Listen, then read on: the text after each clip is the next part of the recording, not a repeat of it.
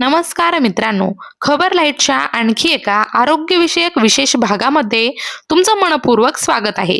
आजकाल एक समस्या जवळजवळ प्रत्येक घरामध्ये ऐकायला मिळते. जेवण झालं की पोट फुगतं, वारंवार गॅस होतो, आंबट ढेकरा येतात, छातीमध्ये जळजळ होते, अपचनाचा त्रास सतत जाणवतो, सकाळी पोट व्यवस्थित साफ होत नाही आणि या सगळ्या त्रासामुळे दिवसभर अस्वस्थ वाटत राहतं. अनेक जण या त्रासासाठी वेगवेगळ्या तपासण्या करून घेतात. सोनोग्राफी, एंडोस्कोपी अशा अनेक चाचण्या होतात. काही जण महिनोन-महिने औषध घेत राहतात, पण तरीही अपेक्षित फरक जाणवत नाही. अशा वेळी एक प्रश्न नक्की पडतो, या समस्येवर काही सोपा आणि घरच्या घरी करता येईल असा उपाय आहे का? आयुर्वेदामध्ये पचनशक्ती सुधारण्यासाठी आपल्या स्वयंपाकघरामध्येच उपलब्ध असलेल्या काही मसाल्यांना विशेष महत्त्व दिलं गेलं आहे. योग्य प्रमाणात आणि योग्य पद्धतीने त्यांचा वापर केला तर पचनक्रियेला मदत होऊ शकते. आजच्या या व्हिडिओमध्ये आपण अशाच 5 साध्या घटकांपासून तयार होणारं एक पाचक चूर्ण समजून घेणार आहोत. हे चूर्ण कसं तयार करायचं, त्यामध्ये कोणते पदार्थ वापरायचे, प्रत्येक पदार्थाचं महत्त्व काय आहे आणि हे कोणत्या पद्धतीने घ्यायचं, हे सर्व आपण टप्प्याटप्प्याने समजून घेणार आहोत. म्हणून आजचा हा व्हिडिओ शेवटपर्यंत लक्षपूर्वक पहा. पचनशक्तीचं महत्त्व.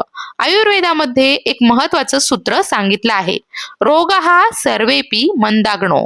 याचा अर्थ असा की अनेक आजारांचं मूळ कारण म्हणजे कमकुवत झालेली पचनशक्ती. आपण रोज कितीही चांगलं आणि पौष्टिक अन्न खात असलो तरी त्या अन्नाचं योग्य प्रकारे पचन झालं तरच शरीराला त्याचा खरा फायदा मिळतो.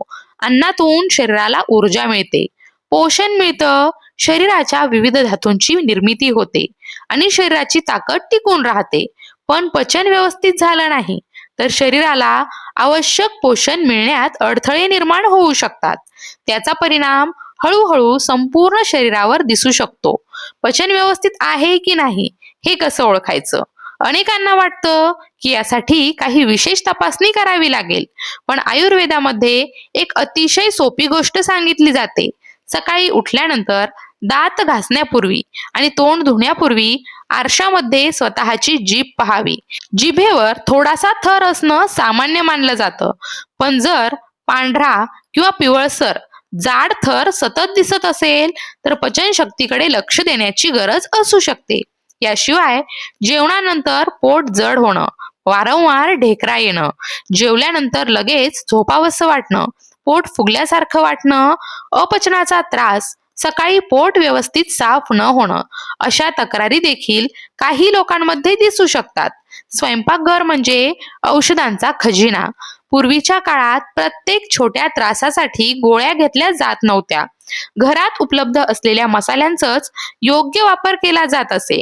आयुर्वेदामध्ये अनेक स्वयंपाकघरातील पदार्थ पचनासाठी उपयुक्त मानले गेले आहेत. आज आपण अशाच 5 घटकांपासून तयार होणारं पाचक चूर्ण समजून घेणार आहोत. या चूर्णामधला पहिला महत्वाचा पदार्थ म्हणजे जिरे. आयुर्वेदामध्ये जिऱ्याला भूक वाढवणारा आणि अन्नाचं पचन सुधारण्यास मदत करणारा पदार्थ मानलं जातं. जेवण व्यवस्थित पचवण्यासाठी जिरे उपयुक्त मानले जातात. याशिवाय रक्ताच्या आरोग्यासाठी देखील त्याचा उल्लेख केला जातो. तसेच शरीरामध्ये संसर्ग झाल्यानंतर पुनर्प्राप्तीच्या काळातही त्याचा उपयोग सांगितला जातो. स्त्रियांच्या आरोग्यामध्ये देखील जिऱ्याचं महत्त्व सांगितलं गेलं आहे. हे चूर्ण तयार करताना 4 चमचे जिरे घ्यायचे आहेत. दुसरा महत्त्वाचा पदार्थ म्हणजे धणे. आयुर्वेदानुसार धणे शरीरातील पित्त कमी करण्यासाठी उपयुक्त मानले जातात. ऍसिडिटी आणि उष्णतेचा त्रास जर जाणवत असेल तर धण्याचा उल्लेख केला जातो. तसेच शरीरातील लघवीचं प्रमाण योग्य ठेवण्यास मदत होते असं देखील सांगितलं जातं. यासाठी 4 चमचे धणे वापरायचे आहेत. या चूर्णातील तिसरा महत्वाचा घटक म्हणजे ओवा. पचनाच्या तक्रारींमध्ये ओव्याचा वापर अनेक वर्षांपासून केला जात आहे. भूक कमी लागणं, पोटात गॅस होणं, पोटदुखी, अपचन, वारंवार ढेकरा येणं अशा अनेक तक्रारींमध्ये ओवा उपयोगी मानला जातो. मात्र ओवा गुणांनी उष्ण असल्यामुळे ज्यांना उष्णतेचा त्रास जास्त असतो त्यांनी त्याचं प्रमाण कमी ठेवावं. या चूर्णासाठी 2 ते 4 चमचे ओवा घ्यायचा आहे. चौथा घटक बडीशेप. या पाचक चूर्णामधील चौथा महत्वाचा पदार्थ म्हणजे बडीशेप. आपण जेवणानंतर अनेकदा मुखवास म्हणून बडीशेप खातो, पण आयुर्वेदामध्ये तिचं महत्व केवळ मुखवासापुरतं मर्यादित नाही. बडीशेप ही भूक वाढवण्यासाठी, अन्नाचं पचन सुरळीत ठेवण्यासाठी आणि पोट हलकं राहण्यासाठी उपयुक्त मानली जाते. ज्यांना जेवल्यानंतर पोट जड झाल्यासारखं वाटतं, वारंवार ऍसिडिटी होते किंवा पोट व्यवस्थित साफ होत नाही, अशांसाठीही बडीशेपचा उल्लेख केला जातो.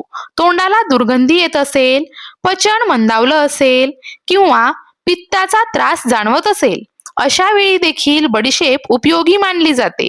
या चूर्णामध्ये ओव्याचा वापर केला असल्यामुळे त्याची चव किंचित तिखट वाटू शकते. ती संतुलित ठेवण्यासाठी देखील बडीशेप मदत करते. यासाठी 4 चमचे बडीशेप घ्यायची आहे. पाचवा घटक सैंधव मीठ. आता या चूर्णातील शेवटचा आणि महत्वाचा घटक म्हणजे सैंधव मीठ, ज्याला अनेक जण पिंक सॉल्ट म्हणून देखील ओळखतात. आयुर्वेदामध्ये सैंधव मीठ इतर मिठांच्या तुलनेत अधिक हितकारक मानलं गेलं आहे. हे चूर्णाची चव वाढवतं आणि त्याचबरोबर पचन क्रियेला देखील सहाय्यक करतं. जिभेवर जमा होणारा पांढरट थर कमी करण्यासाठी देखील त्याचा उल्लेख केला जातो. या चूर्णासाठी अर्धा ते 1 चमचा सैंधव मीठ पुरेसा आहे. आता हे चूर्ण तयार करण्याची संपूर्ण पद्धत आपण समजून घेऊया. सर्वप्रथम जिरे, धणे, ओवा आणि बडीशेप हे चारही पदार्थ स्वतंत्रपणे मंद आचेवर हलके भाजून घ्यायचे आहेत. खूप जास्त भाजायची गरज नाही, फक्त त्यांचा हलकासा सुगंध येईपर्यंत तुम्हाला ते भाजून घ्यायचे आहे.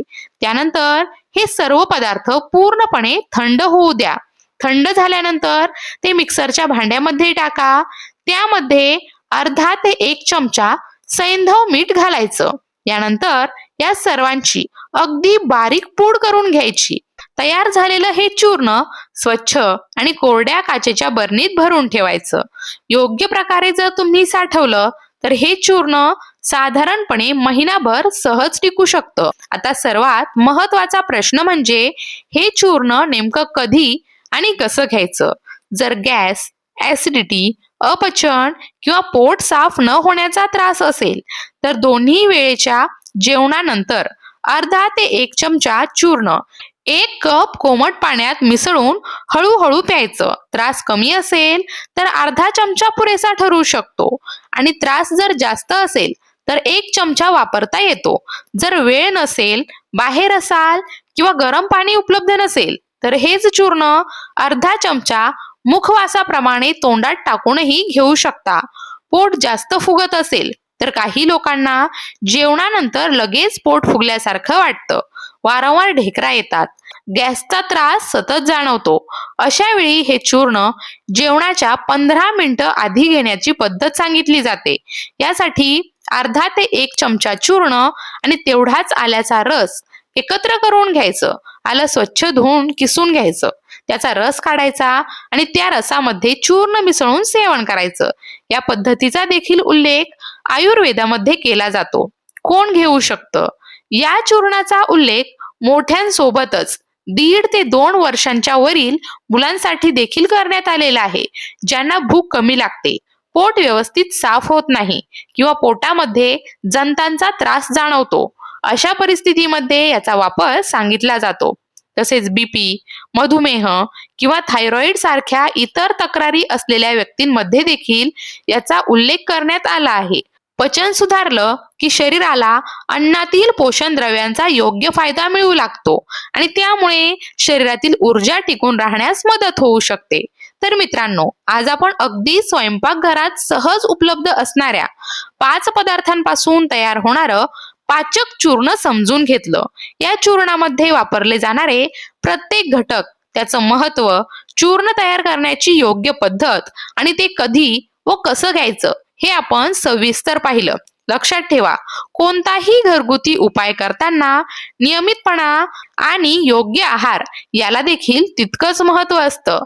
पचन चांगलं राहण्यासाठी वेळेवर जेवण, शांतपणे जेवण आणि संतुलित आहार या सवयी देखील आवश्यक आहेत. जर हा त्रास दीर्घकाळ कायम राहत असेल किंवा वारंवार वाढत असेल, तर तज्ज्ञांचा सल्ला घेणं देखील तितकंच महत्वाचं आहे. पुढील भागात पुन्हा एका नवीन आणि उपयुक्त विषयासह भेटूया. तोपर्यंत स्वतःची आणि आपल्या कुटुंबाच्या आरोग्याची काळजी घ्या. धन्यवाद.